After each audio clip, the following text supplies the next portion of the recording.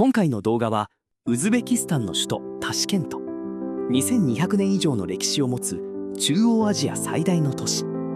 紀元前2世紀頃に誕生したオアシス集落が都市の始まりで、中国の義書や唐書にも石国として記録されている。1966年のソ連時代に大地震が発生。市街地の多くの建物が破壊されたが、ソ連式のモダニズム都市として再建された。1977年に復興の象徴として中央アジア初の地下鉄が開業。タシケントの人口は2026年現在322万人で、面積は335平方キロ。面積は福岡市や名古屋市とほぼ同じ。2026年7月、タシケントモダニズム建築群が世界遺産に登録された。ヒバ近郊にあるウルゲンチ空港からタシケントまでは飛行機で1時間20分。ウズベキスタン航空と LCC のセントラム航空が就航しています。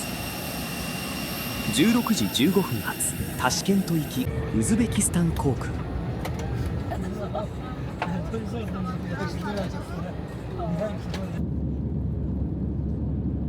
街から少し離れると眼下には茶色の砂漠が広がります。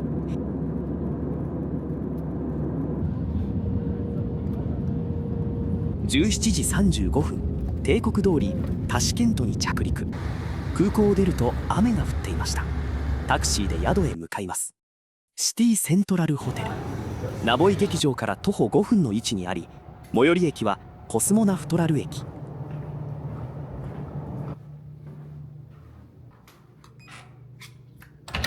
トリプルルーム1泊5400円。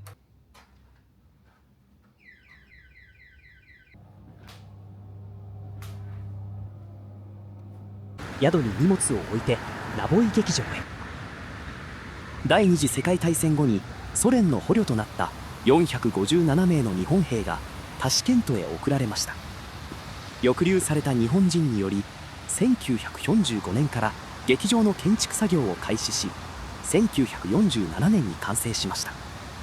1966年のタシケント大地震で市内の大半の建物が倒壊する中、この劇場は傷一つ負わず避難所や救護所として市民の命を救った。スタッフにチケット持ってないなら出るようにと注意されました。すいません。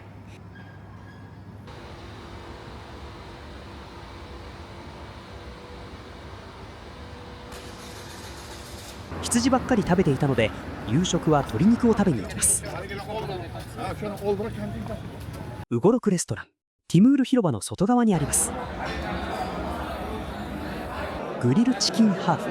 店内は混雑しており、スタッフのおばちゃんに声をかけて注文するスタイル。喫煙可能で、みんな友達とウォッカ持参でチキンをつまみに楽しそうに過ごしていました。アミール・ティムール広場。このような緑豊かな公園がタシケント市内にはたくさんあり、市民の憩いの場になっている。英雄ティムールの騎馬像。台座には力は正義なりというティムールのモットーが刻まれている。ホテルウズベキスタン。ソ連時代の1974年に開業。今回宿泊するか迷ったのですが、老朽化が進んでおりパス。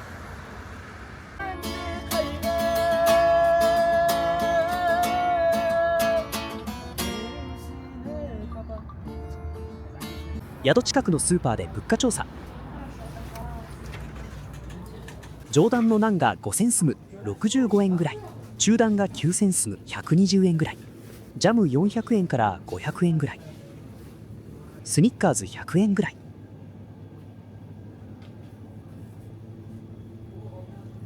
よく見るチョコ菓子33円。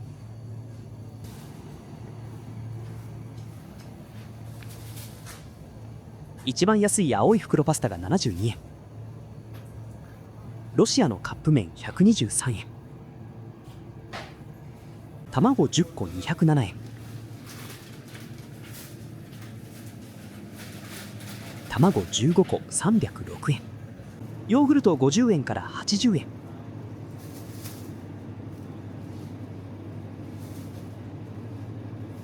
牛乳170円から230円。ソーセージ高いのは1000円超え。一番安いものは285円。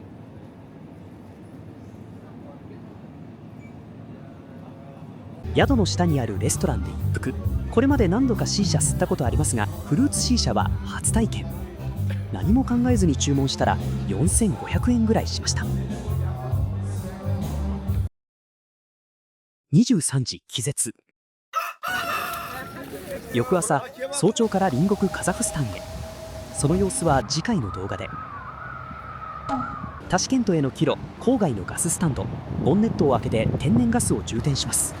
安全上、車外に全員出て待つシステム。充填が終わると番号を呼ばれ、生産所で料金を支払って車に戻ります。夕方のタシケントは渋滞がひどい。15分で行ける距離が1時間半。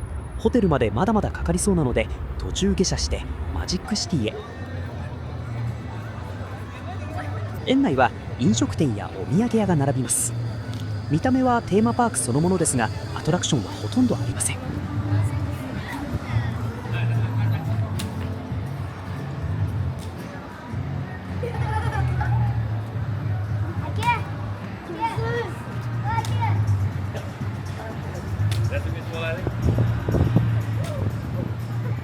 そりゃ怖いよね。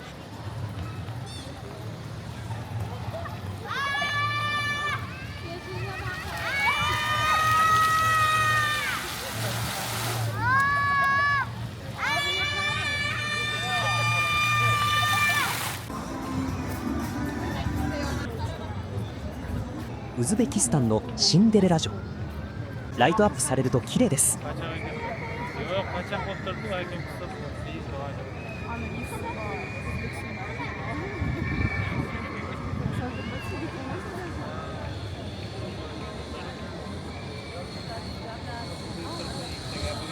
ジップラインに乗ってる人が来ました。壁の間に消えるシュールなフィニッシュ。20時ちょうどに噴水ショー開演。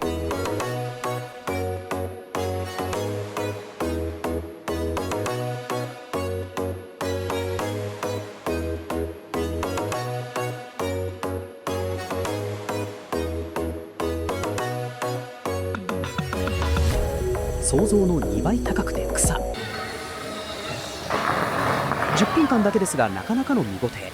これが無料なのはありがたい。ベイ・イスカンダル・ドネル。宿の裏にあるトルコ料理店。ハンバーグプレートコーラ付きで7万7000スム。コスパ最高。炭火の香ばしい香りでうまい。22時就寝。今日がウズベキスタン最終日。チェックアウトまで宿で過ごし、荷物だけ預けて夜のフライトまで市内観光。いろんな乗り物がありますね。レンタルして公園内を走っている親子が結構いました。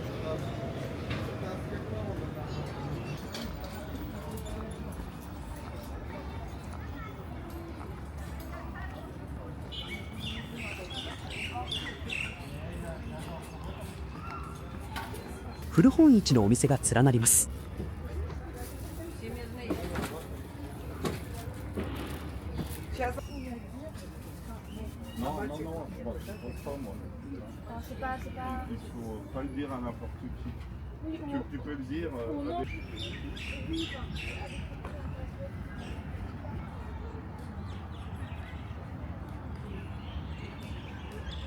よくわからない骨董品や食器類も売っています。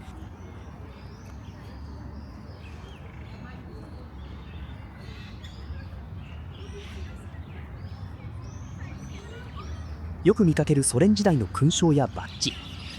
本物なのか気になるところ。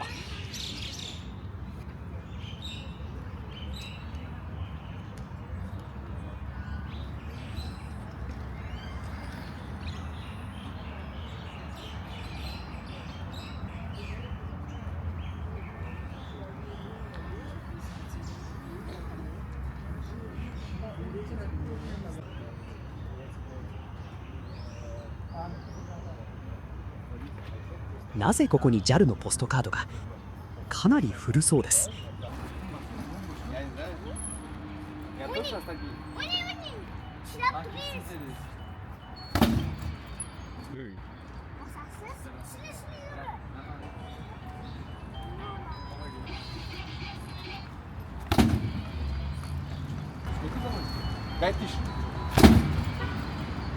点数は分からなかったですが、見てるだけでも楽しい。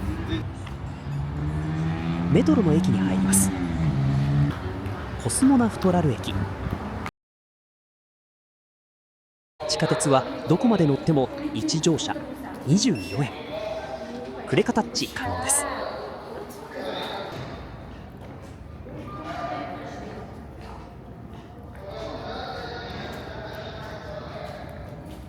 噂には聞いていましたが、まさに芸術。宇宙空間をイメージして作られたコスモナウトラル駅。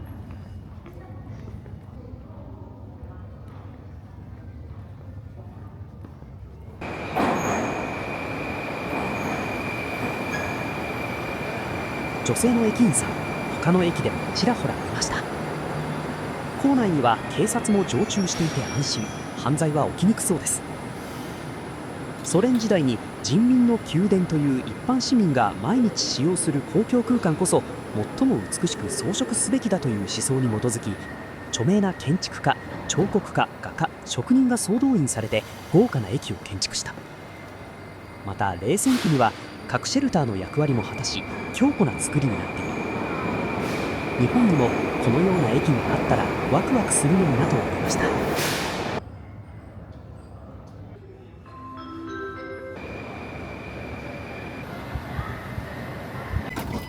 地下鉄でチョルスーバザールへ向かいます。チョルスー駅は結構普通でした。出るときは改札を通らずドアを抜けるだけ。地図載せておきます。円形のドームがチョルスーバザール。周りにもたくさん店が並びます。まずは腹ごしらえ。プロフセンター。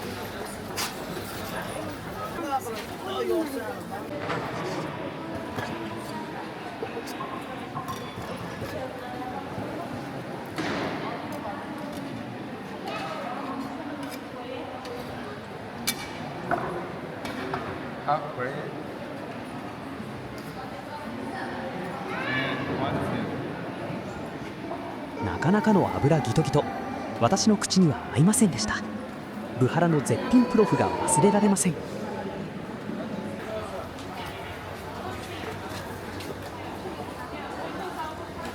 この辺りはお菓子ゾーン。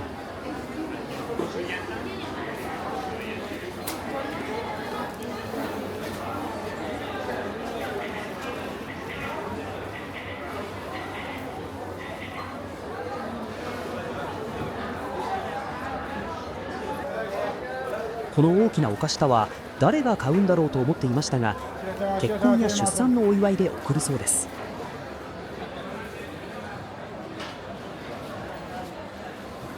フルーツ野菜ゾーン。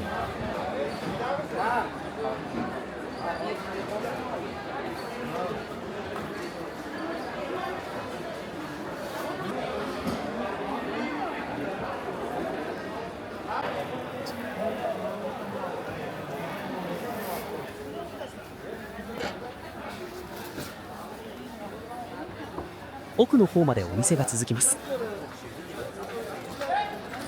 市場2階の屋内のお菓子屋さん。他に行く時間がない方はここでお土産探してもいいかもです。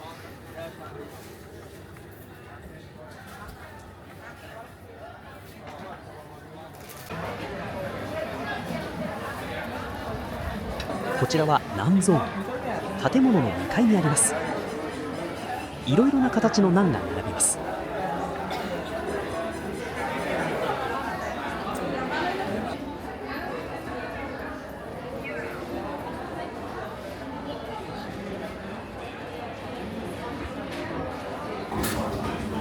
ナンの工房。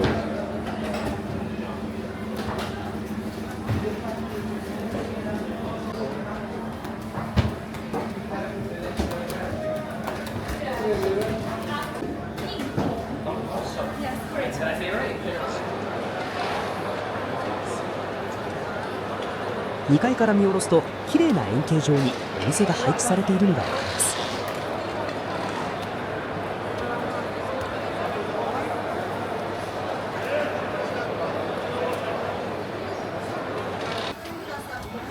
階は全部肉ゾーンで匂いもなかなか強烈。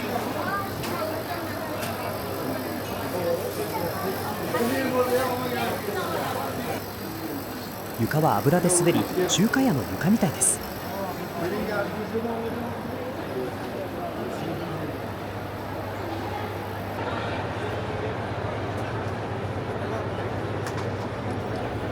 2階はナッツ、ドライフルーツ、香辛料ゾーン。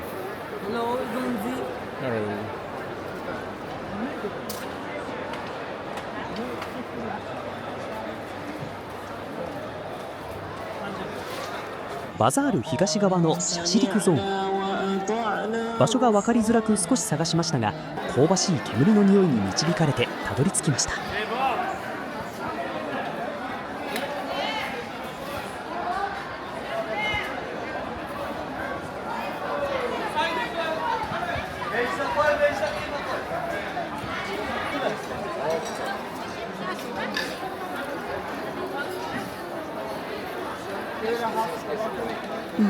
うまそう。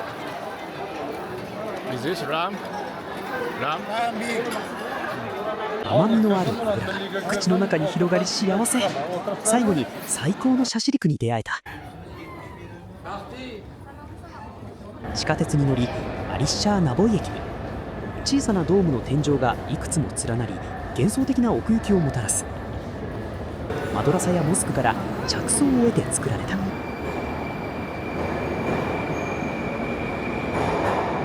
駅名は15世紀の偉大な詩人アリッシャーナボイに由来する。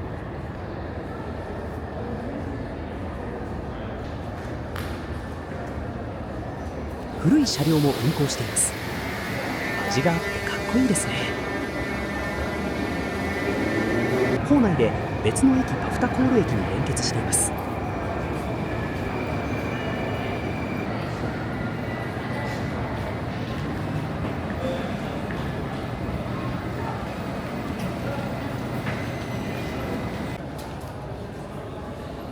パフタとは綿花、コールは労働者を意味し、こちらの駅は綿花がモチーフになっている。地下通路でタシケントシティモールとつながっています。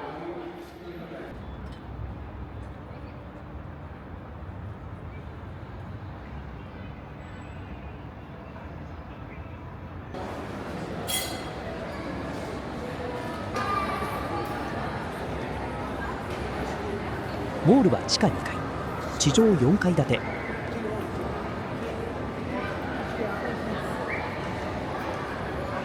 テのセブンセイバーブランドの家電店。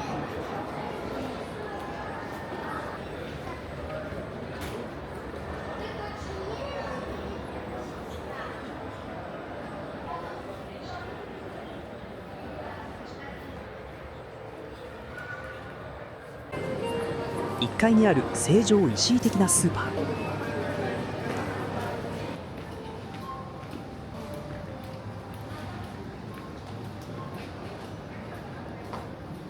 ここで探し求めていたスノードームを発見。海外でいつも子供へのお土産にしていたのですが、ウズベキスタンのはネットにも全く情報がなく、3250円と超高いですが即買い。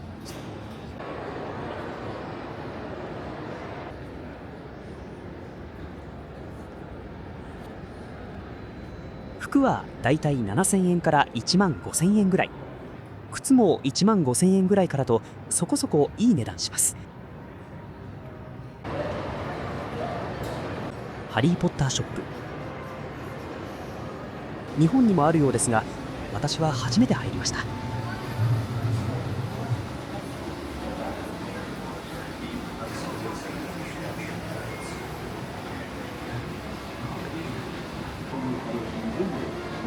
ドラえもんと謎コラボ。よく見ると中華製ですね。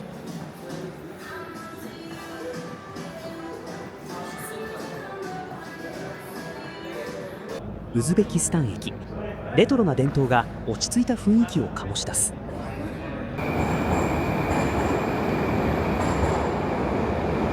中央にあるのはウズベキスタンの国章。青線のオイベック駅から緑線のミングオリク駅に。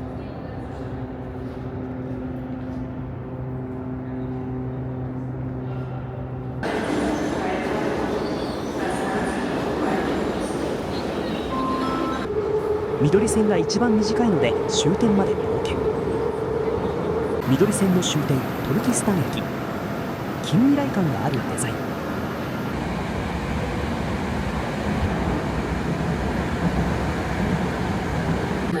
shubhali buyumlarni ko'rganingizni unutmang. Shubhali buyumlarni ko'rganingizda metropoliten xodimlariga xabar bering, ogoh bo'ling. Vagondan chiqayotganingizda buyumlaringizni unutmang. 宿近くの公園まで戻ってきました。地元の人かな。楽しそう。昨日来たトルコ料理店で一息つきます。事前にメールが届きましたが、私が乗るアシアナ航空は2時間の遅延。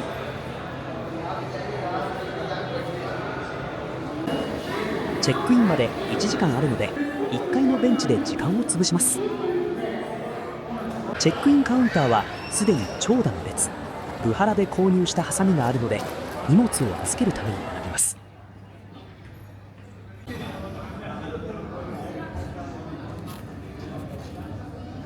結局3時間半遅れの1時30分に離陸。